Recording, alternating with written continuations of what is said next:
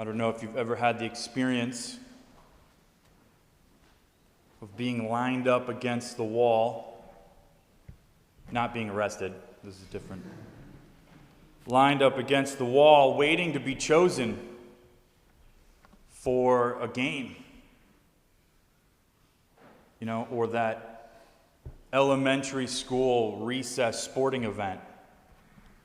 There you are, all the kids lined up. One by one, you're getting chosen. Teams are being formed, high fives, chest bumps, fist pumps.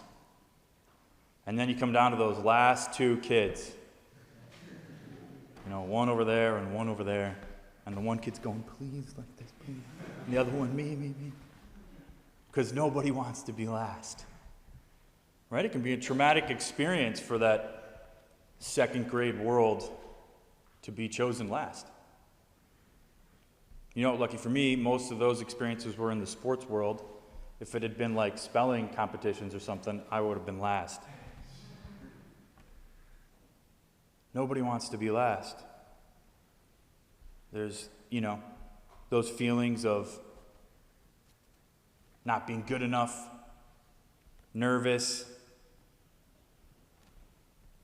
And on the flip side, how exciting it is to be chosen first.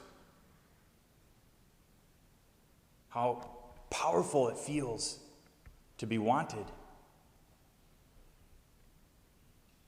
Feel like you belong. You're needed. You're important. You're essential to whatever that purpose is. And look at the different experiences or reactions of people that have been chosen, right? You can think of the NFL draft, which is just like this huge mega show around guys being chosen.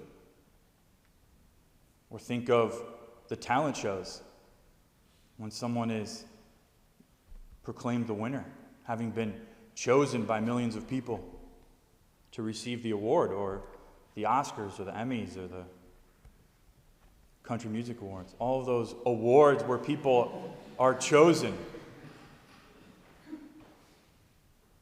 Right? The power and the experience of being wanted.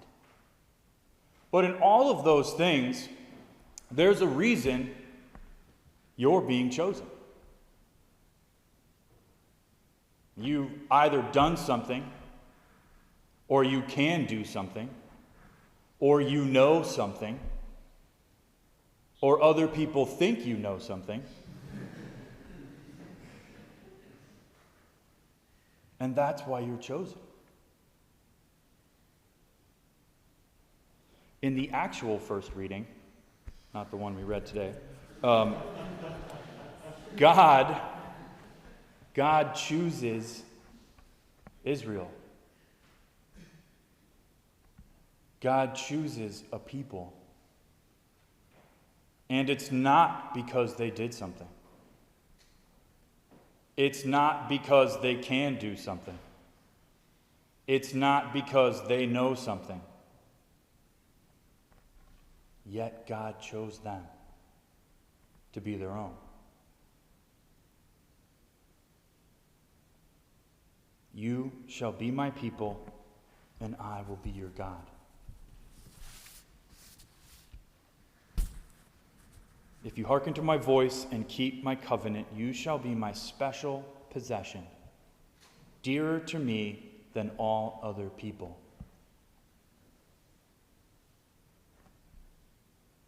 Throughout history of salvation, God the Father chooses men and women to help him. He has chosen to ask us to help him.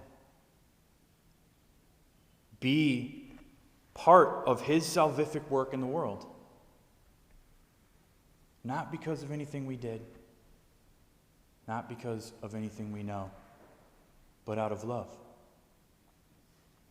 God continues to call and to choose.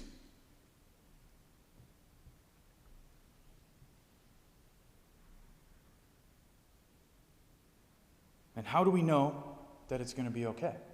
How do we know that it's going to work out? How do we know that God has chosen me? Well, in the second reading, we have the answer. God proves his love. He proves his love for us in that while we were still sinners, Christ died for us. You know, when a player is chosen, they make a contract. For the team proves their commitment to the player by paying, usually some type of monetary fund. But here in this case, God's price is the blood of his Son. The commitment that God makes is he gives his only Son so that we can be free, so that we can be saved. The proof of love for each one of us can give us this proof of love from God. The giving of his only Son for each one of us, this unique, special relationship that God the Father wants to have with each one of you, chosen you to be his own. That reality we can discover in our lives every single day, throughout our entire lives, to keep discovering the power and the beauty that God the Father's love means for us. And the proof of that love can give us courage, affirmation, identity, a sense of belonging, of feeling needed, important. It's like being chosen first every day. Not because of anything I know, not because of anything I did,